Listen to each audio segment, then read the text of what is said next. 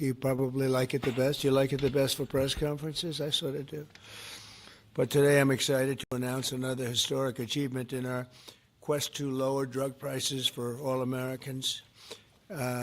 Prices have come way down. We've gotten prices way down for groceries, for oil especially. Today we broke $60 a barrel. We think the oil is going to be under $2 a gallon very soon. That's about 70% lower than what it was just a year ago. So that's a big thing. And when the oil comes down, everything comes down. It's pretty beautiful to watch. AstraZeneca, the largest pharmaceutical manufacturer in the United Kingdom, is committing to offer Americans major discounts on their vast catalog of prescription drugs, one of the great companies, by the way, and a most favored nation's pricing clause. So most favored nation is you're going to pay whatever the lowest price anywhere in the world is. That's what you're going to be paying. And I had it going very well in my first term, but we were interrupted by a rigged election, so I was unable to carry it forward. We started it, but this was something one of the reasons I wanted to run again was we had to have favored nations where the world is not going to be paying just a tiny fraction of what we were paying. I want to thank CEO Pascal Soriot, a very highly respected, one of the most respected men in business and certainly in the industry, for joining us today, as well as Secretary Howard Lutnick, Secretary Robert F. Kennedy Jr., CMS Administrator Mehmet Oz, FDA Commissioner Marty Makary, and Virginia Governor, a man who's done an incredible job. And good luck with the upcoming election. I know you're working very hard. I watch you. You're right there. He's out there working. He wants to see that young woman win. And the Attorney General, who I endorsed, et cetera, et cetera. Glenn Youngkin. Thank you very much, Glenn. Thank you for being here. For many years, Americans have paid the highest prices anywhere in the world for prescription drugs by far, many times the amount that other countries are paying is ridiculous. Upon taking office, I signed an executive order to make sure that Americans pay no more for prescription medications than the lowest price or the same drug in other locations and developing nations. Today, AstraZeneca is committing to offer all of their prescription medications to Medicaid at most favored nations prices. In other words, the lowest price anywhere in the world, that's what we get. A move that will save American taxpayers hundreds of millions of dollars each year. And I tell the story, Glenn, that in my first term, I had the honor of being the first president in 28 years to lower drug prices during the course of the year. And we actually did. And I was so proud of myself. We called a news conference. I announced it. It was 1/8 of 1%. 1/8 of 1%. Now drug prices are going to be going down 100%, 400%, 600%, 1,000% in some cases. But for 1/8 of a cent, Bobby, think of that. I was so proud because for 28 years, nobody had done it. And now it's, I think back to that, I said I shouldn't have had that news conference. But it's just true. I was the only one that did it, but it was not very much. And now we're going to get, in some cases, 1,000% reduction. This is going to have a huge impact on everything from Social Security to Medicare to Medicaid, anything where they're buying any prescription drugs. It's going to have an incredible impact. It's going to lower itself greatly. AstraZeneca will also list many of their most popular drugs online at TrumpRx.gov. TrumpRx. I don't know why they put the name Trump. I did not tell them to do it, but I'm honored to let them do it. That's true, actually. That heavily reduced most favored nations cost. Americans can expect discounts, and as I said, it could be in many cases way over 100%. And as an example, one particular drug that's hot, very hot, 654% on inhalers, COPD and asthma, as well as certain diabetics medications. They're going to be averaging about 654% reduction in price. You believe that one? The Democrats will say, well, he should have gotten more. It's crazy. In addition, all medications AstraZeneca introduces to the American market going forward will also be sold at these heavily discounted rates. Furthermore, AstraZeneca will invest $50 billion in the United States over the next 5 years for research and development of new drugs and to onshore manufacturing facilities across the country, like the new plant that broke ground yesterday in Charlottesville, Virginia, where the governor attended. They had a tremendous group of people attending. It's going to have 3,600 jobs just to begin with. And that's going to be a fantastic plant. I saw a picture. It's going to be the best, right? You can't get any better. This is a tremendous victory for Virginia and for American patients and for everything, for the country. It's an amazing company to have coming over to the United States in such a big way. That's going to be a big part of the company. Presidents have promised for years to lower the cost of health care. But my administration is actually the first to do it and do it substantially, do it at numbers that nobody thought, even I thought were not possible. When you think of it, if you got a 1%, 2%, 5%, that's good. You did a good job. We're talking about 100, 200, 300, 500, 700 in some cases, some big, big numbers. And the largest drug companies in the world are working with us to make this a reality. And so I look forward to being at your opening of that incredible facility. I hear something, and it's in a great location, Len, right? One of the beautiful locations.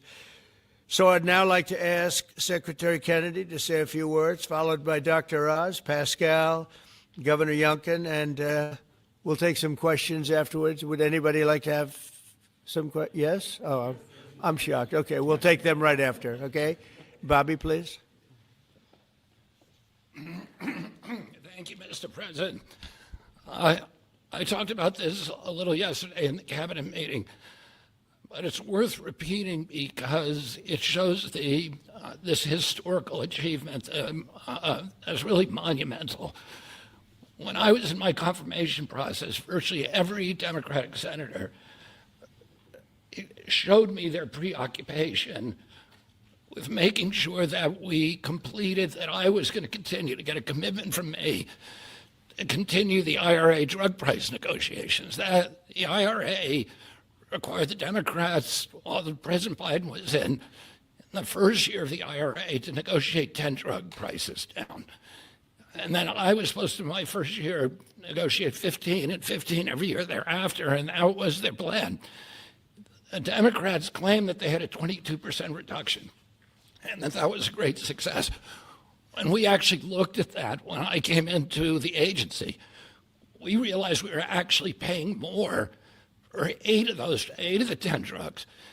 The 22% reduction was off of list price, and Medicare ended up paying more for 8 of the drugs, equal for the 9th, and about a 2% discount on the 10th drug.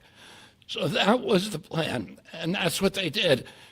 We are continuing the IRA negotiations, but thanks to the president's leadership, we have achieved something extraordinary here, which is a dream that he's had for 20 years because he's the common sense president. He saw something 20 years ago. He learned that we were paying 3, 4, 5, sometimes 10 times for the same drug as they were paying in European countries. Some of these drugs were manufactured in facilities in New Jersey and then sold for 1/10 the price in Great Britain, in London or Paris, that Americans were being charged for them here. He saw that this was unfair. Every Democratic president, every Republican president has said that this was the gold standard. This is what we needed to do. Nobody's been able to change it. And when we came in, I have to say I was pessimistic about doing MFN. Dr. Oz was pessimistic. Our staff, John Brook and Chris Klump and the other people we brought in were all pessimistic. The president saw something that we didn't see, which is we had leverage. And that came through Howard and the tariffs, and we had extraordinary leverage to craft these deals. So last week we had Pfizer in, which is one of the biggest American pharmaceutical companies. Today we have AstraZeneca in with Pascal Soriot, which is one of the biggest European pharmaceutical companies. And the president asked us to do 3 things. 1, to get MFN prices. 2, to not bankrupt these companies. He understood that America has to be the center for innovation. The drug industry needs to innovate, that it's critical for its bottom line, it's critical for the health of the American people. And he asked us also to make sure that those companies would keep their promise to reshore this industry. For national security purposes, for our economy, it's critical. These companies are making these drugs in the United States. We were able to achieve all those things, and partially with the visionary help of Pascal, where is he? Of Pascal Zorias, who understood that innovation and the business doesn't work if everybody is not pulling the oars, if everybody doesn't have the skin in the game. Oh, the whole world was riding on our shoulders and riding on our dime.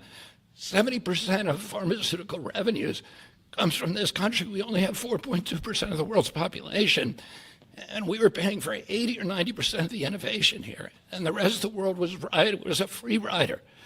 And Pascal understood that that's not fair, and it's not a good, sustainable, long-term business model. And he came to the table. He was one of the first leaders to come to the table. I want to thank him for his vision, for operating with us in good faith. And this is an extraordinary deal. Not only that, but as the president just pointed out, he is also reshoring this industry here. He has 19 facilities already operating in this country. He has this other facility in Albemarle County that Dr. Oz went with Governor Youngkin and broke ground on yesterday. He has a second facility that is under construction in Kendall Square in Boston, another facility in Rockville, Maryland, and a fourth facility in Copper, Texas, right outside of Dallas-Fort Worth. And he's got plans for building many more in this country, thanks to the president's leadership, to the tariffs, and to the common sense the president has demonstrated in his own commitment to make drug prices lower for hardworking Americans. So I want to thank the president for your visionary leadership. I want to thank Dr. Oz for his part, and Marty McCary in negotiating this deal. Dr. Heidi Overton, Theo Merkel, Chris Klump, and John Brooks, who all played critical parts in the negotiation. And of course, Howard Lutnick, who was the key to these negotiations. Who do we bring up now? Dr. Oz. Thanks, Secretary. He'll take your place, Pascal.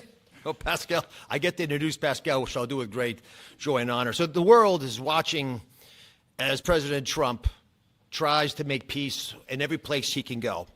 But at the same time, President Trump is putting peace into the hearts of Americans and bringing peace of mind to them, especially Americans who cannot afford their medications. And just to put a number on this, as he releases us from the bondage of paying 3 times more for the exact same product made in the same factory, in the same pill box, in the same instruction manual overseas, rather in this country than we pay overseas, it creates an opportunity for us because, Mr. President, you're turning the art of the deal into the art of the heel. And that is something that you're going to witness today. And it's the second, we have more coming, but this is a very important one because I want to set the stage here. And Mr. Secretary, you're too modest. Secretary Kennedy did have a vision to push hard on this. He understood we could give the right medications to the right people at the right time.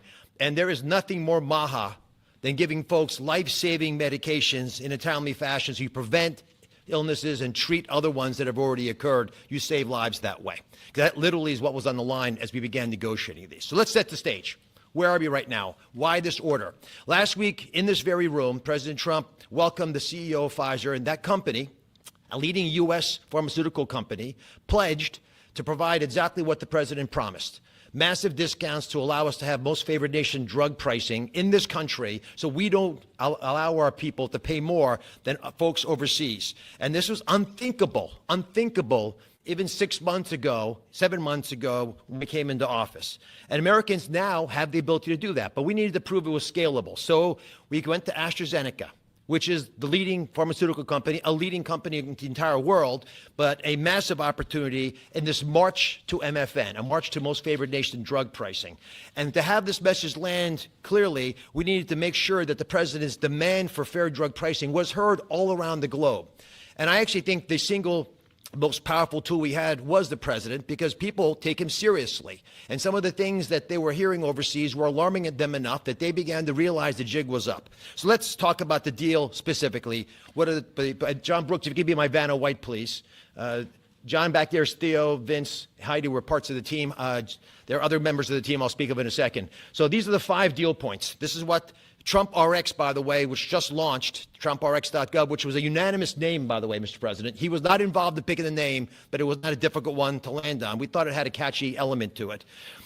All primary care medications sold by AstraZeneca are going to be available on Trump RX, which means no more gaming, no more middlemen. Starting early next year, when you go to the website, you'll be able to see a marketplace. We're not selling the drugs. We're just making information available to everyone so you go to the right place to buy the right medication. Second, drugs for lung diseases are discounted massively, and that's over here on this line. The president highlighted 650%. They're significant discounts, and these are medications. We just picked the ones for lung disease and one for metabolic syndrome, diabetes, but there are others that are included.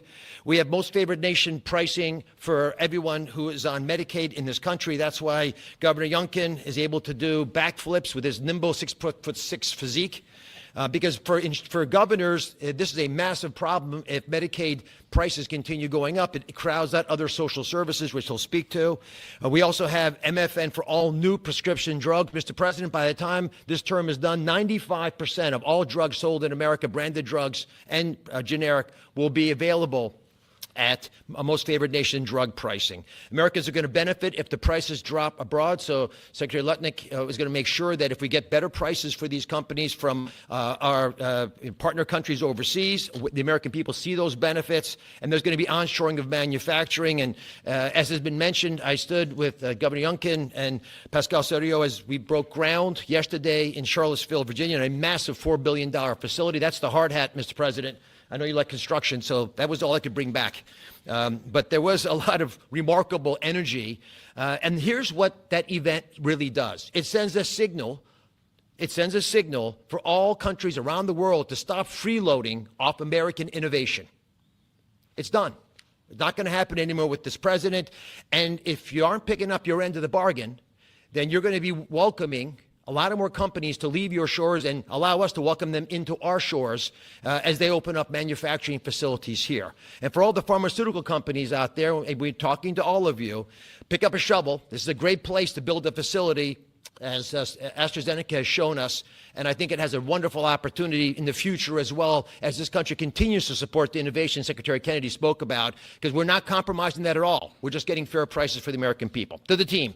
Tough negotiations, Mr. President. You know how hard they can be. You can't get there without world-class negotiators, and we are blessed by individuals to work with the AstraZeneca team who are killers, head-to-head. And why? Because talented people out of the private sector are coming into government to serve this president in a generational opportunity that they feel in their heart will make a difference. John Brooks is part of that team. Chris Klump, Inma Hernandez, numerous other folks contributed as well. But we're open for business. And if you want a great position and a patriot, like the folks who negotiated these deals, please consider coming with us, because the president has made it clear that you will make a difference in government.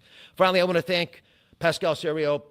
Pascal is an interesting, almost enigmatic individual. He's the CEO of AstraZeneca. He is born in France, Australian citizen, knighted in Great Britain, running their largest pharmaceutical company. So you figure out the lineage. But one thing I know is a very, very smart man who came here early on, took the president seriously, and he recognized the inherent unfairness of the European model of global freeloading off our innovation. He appreciated the challenge, and he wanted to be part of the solution. So Pascal, take it away. Thank you so much. So, President Trump, it is really a pleasure to see you again, since I had a chance to meet you last time you visited the UK for your state visit. I know the King actually kept you late during the night, during your visit, late up at night. And I must thank you, actually, for returning the favor. I can tell you, you've kept me up at night and my team as well. But it has been really worth it. It's been worth it because today I'm really excited to announce AstraZeneca's commitment to your vision for a healthy America. Great leadership is about having an ambitious vision that can energize people, and you appoint a very talented team that can deliver on this. Your vision is exactly that. It is about lowering the price of medicines for American patients while ensuring that America remains a global powerhouse of innovation in biopharmaceuticals. And that's not easy to do. We need to keep inventing the technologies and the products that will cure disease. But you actually gave us a key, equalization. That's an important word. Yeah. You've assembled a remarkable team, actually, that together with us found a way to deliver on your vision. I would like to thank you, Mr. President, for your collaborative and your trusting approach throughout the discussion that led to this agreement. In addition, I would like to thank Secretary Lutnick, I'd like to thank Secretary Kennedy, Dr. Oz, and the CMS team, in particular John Brooks, who is here today, but also Chris Klump, for their very straightforward approach and their collaborative work that, together with my great team at AstraZeneca, enabled us to deliver this agreement today. It is an agreement that allows a number of wins. First of all, a great win for American patients. This agreement will deliver improved access to our medicines at a lower cost. We've addressed the 4 points that you raised in your letter, ensuring Americans do not pay more than patients in other wealthy countries. So it's a big win for patients and the healthcare system as a whole. But it's also a big win for the economy and for taxpayers, because it supports rebalancing the cost of innovation across wealthy nations. For too long, America has shouldered a disproportionate portion of the world's R&D cost for breakthrough medicines development. That imbalance is not sustainable. It had to change. And equalization levels the playing field, with wealthy nations contributing their fair share to the cost and the risk associated with biopharmaceuticals R&D. And I would say it's also a big win for state budgets because these Medicaid price reductions will have an immediate impact on Medicaid budgets and provide substantial relief to state budgets. Finally, your vision also secures America's strong position in life sciences and the onshoring of critical innovations and manufacturing. As a company, we will invest $50 million in manufacturing and in R&D. We already have a large presence in the United States. We have 19 sites, and we employ 25,000 people around the country. They're all developing the new generation of medicines. But we'll continue to increase our presence in this country. We're expanding our manufacturing footprint in Texas. We're building our second large R&D center in Kendall Square in Boston.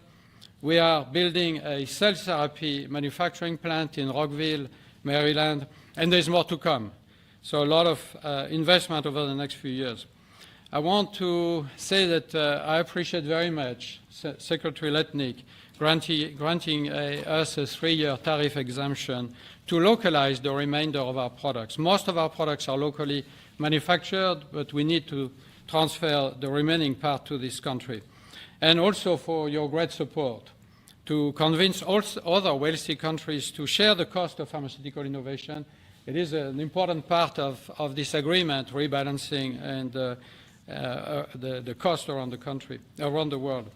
Yesterday showcased our commitment to the United States with this $4.5 billion investment in the beautiful Commonwealth of Virginia to manufacture what we call API, active ingredients for our medicines, but also antibody-drug conjugates that are such a critical part of the future treatment of cancer care, what is called smart chemotherapy, targeted chemotherapy.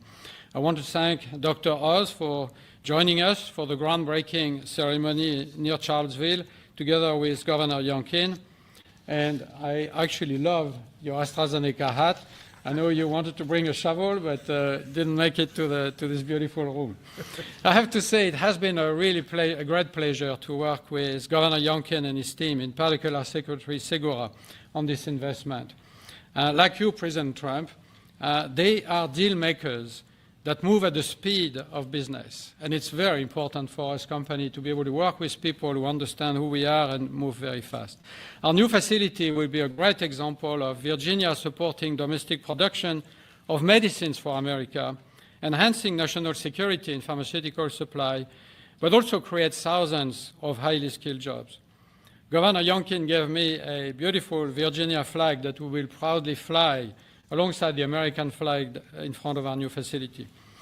So AstraZeneca's commitment to the United States is very strong, and this agreement ensures we'll make an even bigger difference for American patients. So, Mr. President, thank you again for welcoming me in this beautiful office and for making this moment possible. Thank you so much. Pascal. Thank you very much. Over to you, Glenn. Well, first of all, I just want to thank everyone for celebrating this landmark moment. This landmark moment is not just a moment to announce a new way to buy less expensive life-saving medicine, but it is a step function change in the way that Virginians and Americans can access medicines. And it is a step function change because historically there was an opaque pricing mechanism that had so many people standing between the manufacturers and the patients that no one knew really what it cost. Well, now we can go direct to consumers. And that's what Trump Rx is all about, going direct to consumers, where a consumer can come and find that particular medication that they need and go direct to the company and get the best possible price.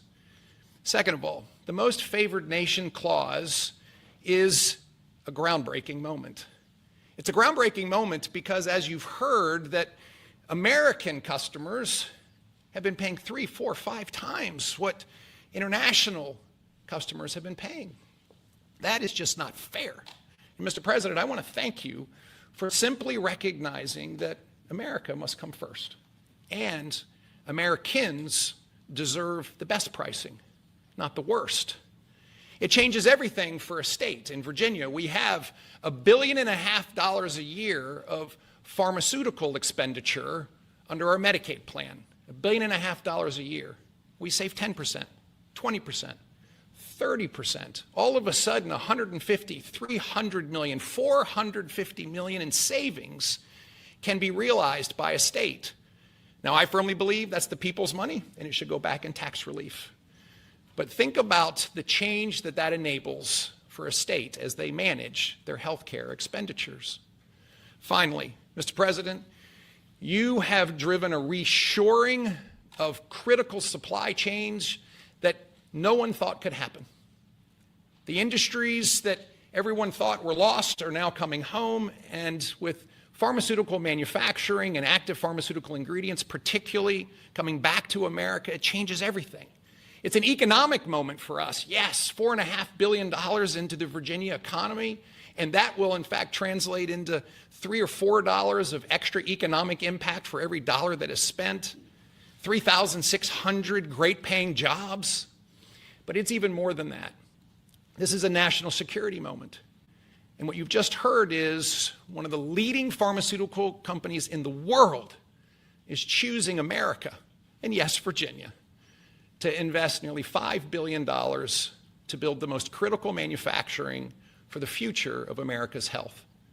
That's not just a single example. It's happening all over. And in fact, in Virginia, Mr. President, we've been blessed with nearly $10 billion of commitments to build new pharmaceutical manufacturing in the great Commonwealth of Virginia. And therefore, I believe this is a moment to celebrate investment, but more importantly, to celebrate breakthroughs for American citizens to get access to life-saving medicines at costs that they deserve because they're all made here. Mr. President, you and your cabinet have been amazing. As a governor, I have found that the cooperation with every one of your cabinet members, and sir, yes, you, has been beyond compare that I could ever imagine. I want to thank you for helping us make Virginia great again, too. Thank you.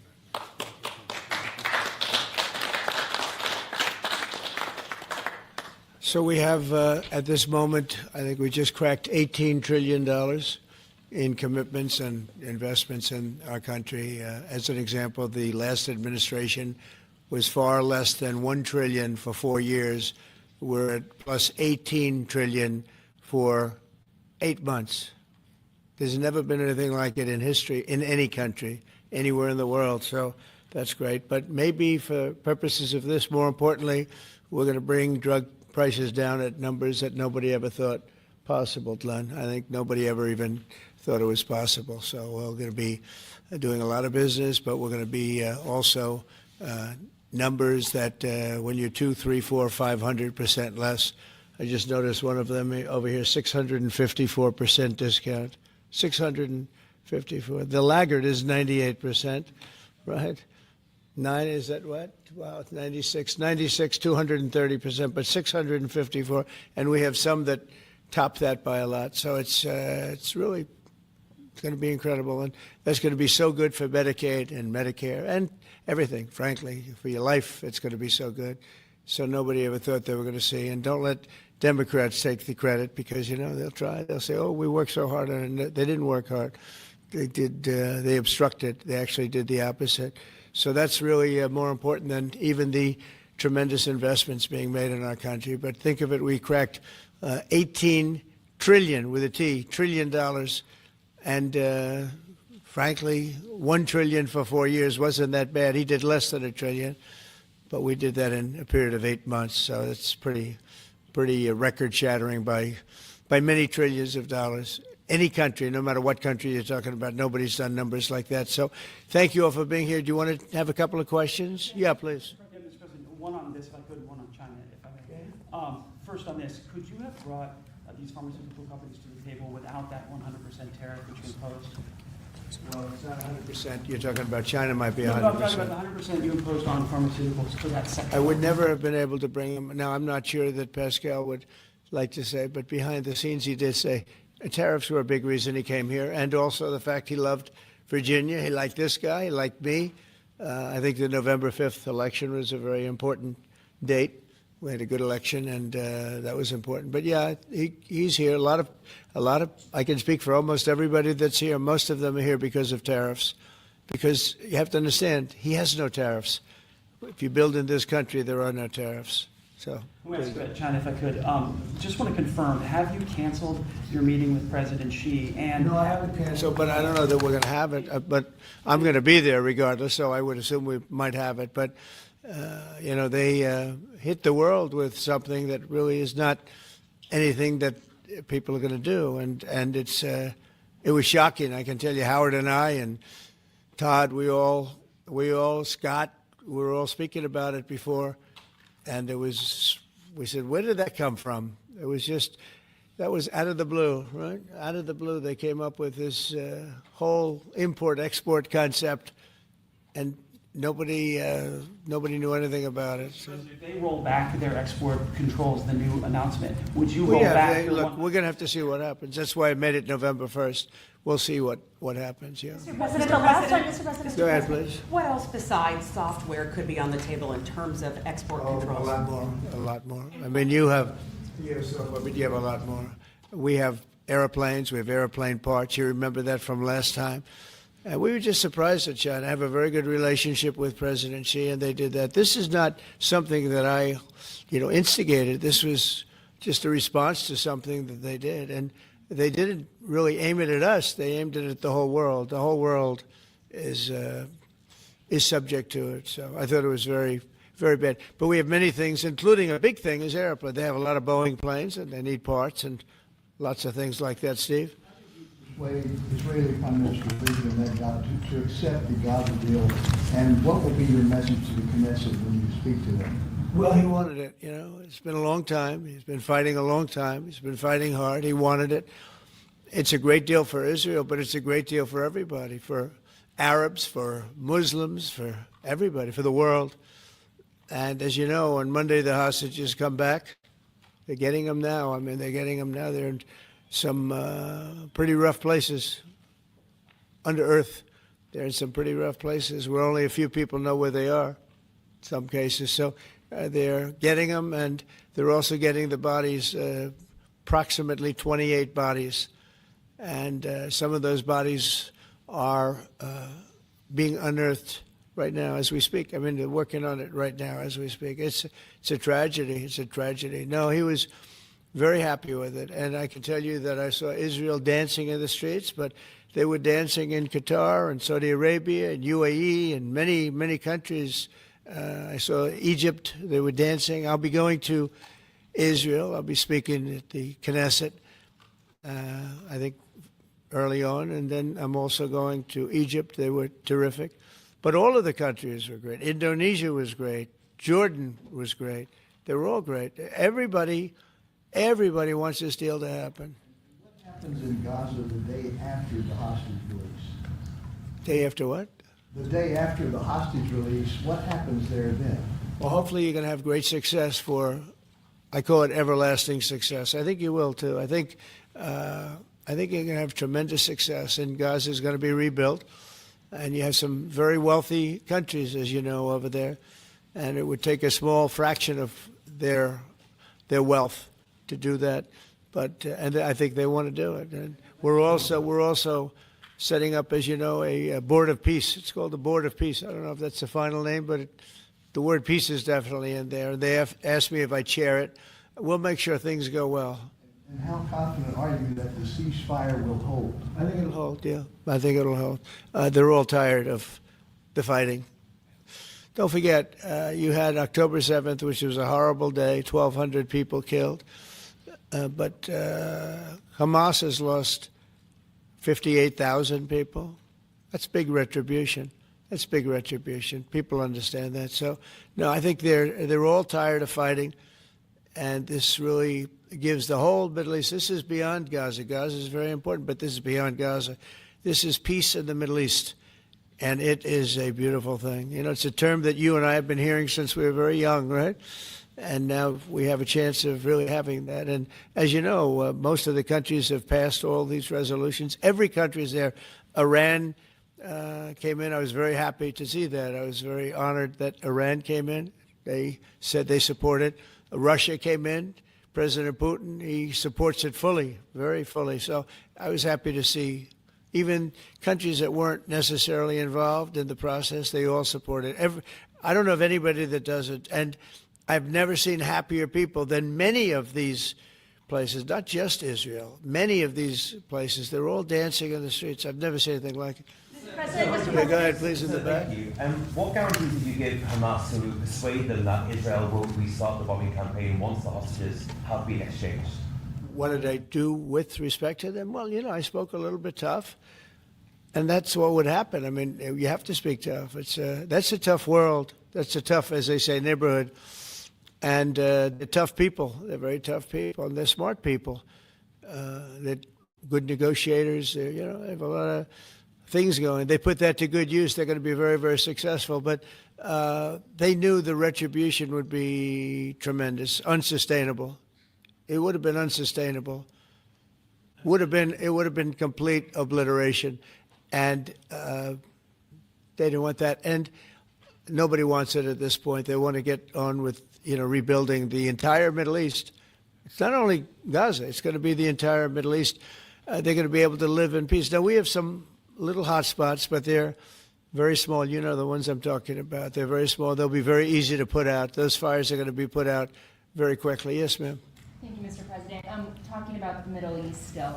Going to the phases that come after this first phase, is there consensus on the additional points in your plan, or are the details still being fine-tuned? I think there is consensus on most of it, and some of the details, like anything else, will be worked out, because you'll find out that when you're sitting in a beautiful room in Egypt, it's easy to work something out, but then sometimes it doesn't work from a practical standpoint. So certain little things, but for the most part, there's consensus, yes. Do you intend to hash that out when you're in Egypt? I might, yeah. I mean, I'll be there because I'll be going to, I'll go to Cairo. I think that's where we're going, as opposed to the place of the signing. And we have a lot of leaders from all over the world coming too. They've been invited. And then I'm coming back, I believe it's Tuesday night, for Charlie Kirk, a friend of mine, a friend of all of ours, a friend of a lot of the people right here. And we're giving him the Presidential Medal of Freedom, which is the highest honor you get outside of the Congressional Medal of Honor. One's military, one's civilian, but it's the greatest honor. And Eric, his beautiful wife, is going to be here, and a lot of people are going to be here. So, it's not easy for me to get back. it's a very quick trip, but I'll be making 2 major stops, and then I'll be on the plane trying to get back in time for Charlie. They're going to have a great celebration at the White House in the East Room of the White House. Mr. President? Russell Vogt said the reductions in force have begun related to this shutdown. How many layoffs have you authorized for this first round, and from which agencies? And it will be Democrat-oriented, because we figure, they started this thing, so they should be Democrat-oriented. It'll be a lot, and we'll announce the numbers over the next couple of days, but it'll be a lot of people, all because of the Democrats. I mean, they want to give $1.5 trillion to people that came into the country illegally. More important than that, because we all have a big heart. We want people to be taken care of, but we have 0 people coming in. You know that, Glenn, right? That's a pretty impressive number, even for a successful governor.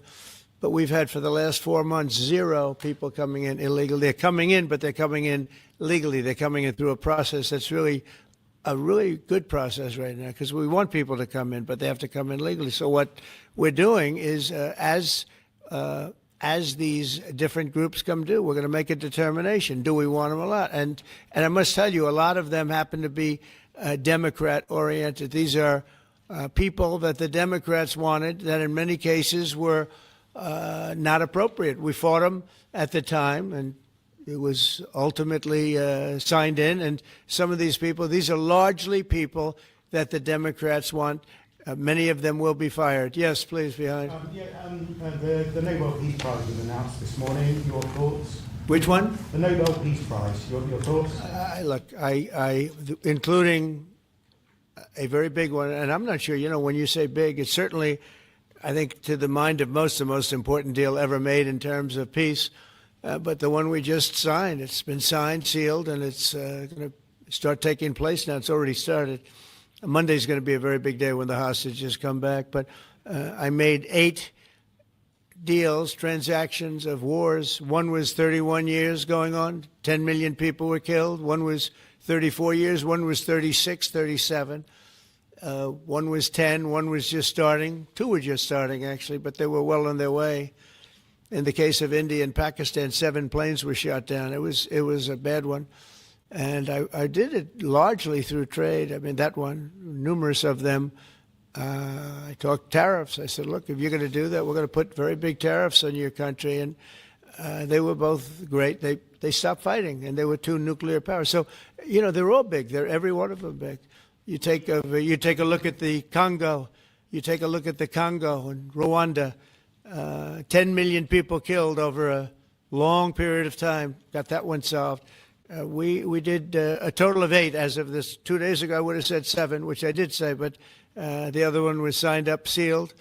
As you know, Israel signed it just now. They signed it and they approved it today, their parliament.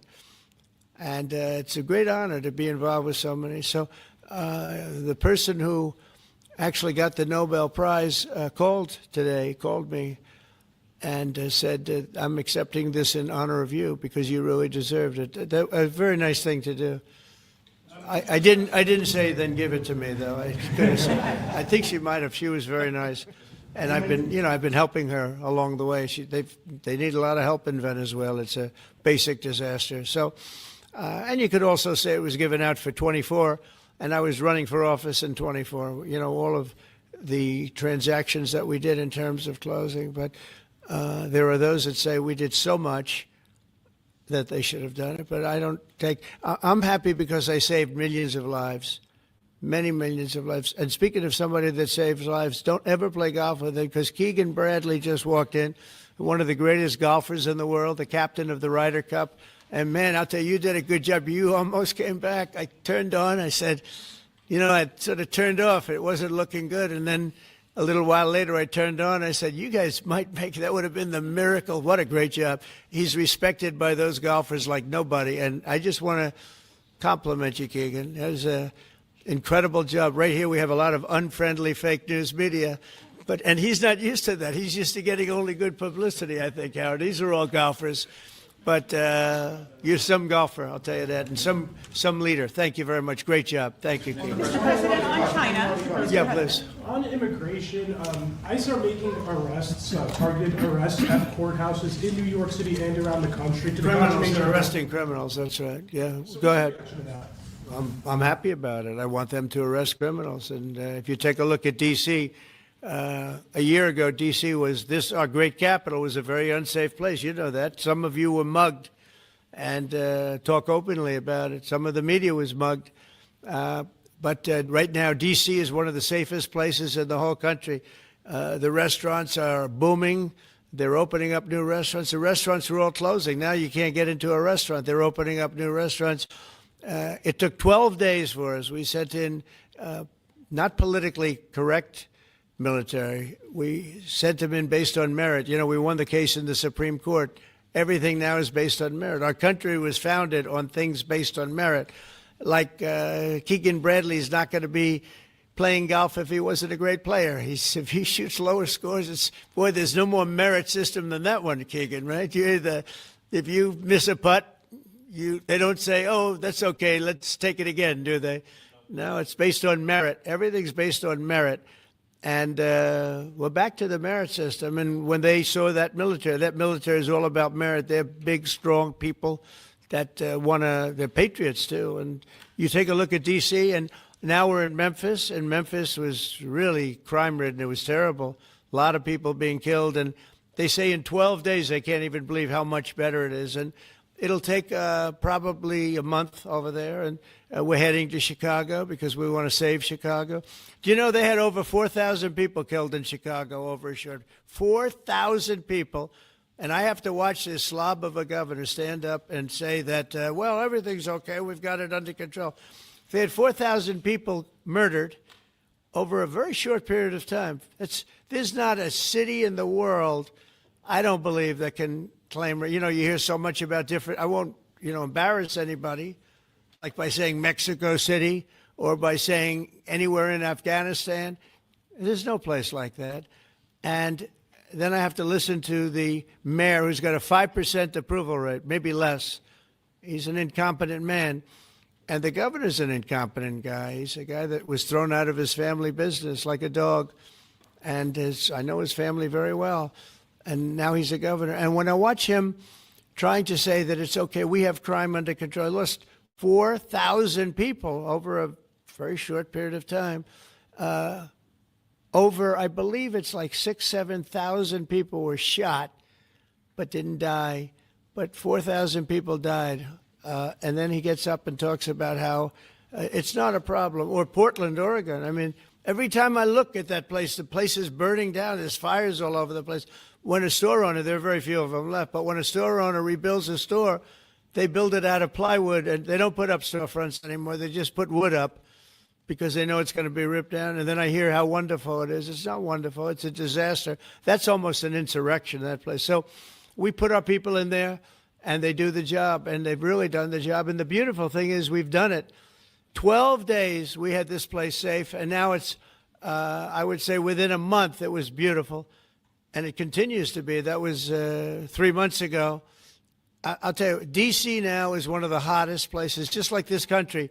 We were a dead country, and you've heard me say it 100 times. We were a dead country. King of Saudi Arabia said it. Others say. The Emir of Qatar said it. Many. UAE said it. The leader, great leader, UAE, all great leaders. They said effectively the same thing. 1 year ago, we had a dead country. Now we have the hottest country anywhere in the world. I just want to thank everybody, and I want to, in particular, thank AstraZeneca. What a great company you have. What a company you've built. You've been there a long time and done some job. It's an honor to have you. I assume you're going to build, so it's $4.5 billion for a plant. That's a pretty big plant, isn't it? I was going to say, could he make it a little bit more? Well, we have a couple of them where they're going to spend $65 billion on one plant, AI. All I know is it's, AI is based on information. I hope they're right about information. I don't know. You're going to make a lot of money there's got to be a lot of information out there, but that seems to be pretty hot. But we have a lot. We're leading the world on information on AI, as you know, by a lot. It's not even close. So we're doing a job. And I want to thank everybody, but in particular, Pascal, thank you very much. It's a great honor. Thank you. Thank you very much. Thank you, everybody. Have a good time. Thank you, Press. Thank you, Press. Thank you, Press. Let's go. Thank you. Thanks, guys. Thank you. Thank you, Press. Thank you, Press. Let's go.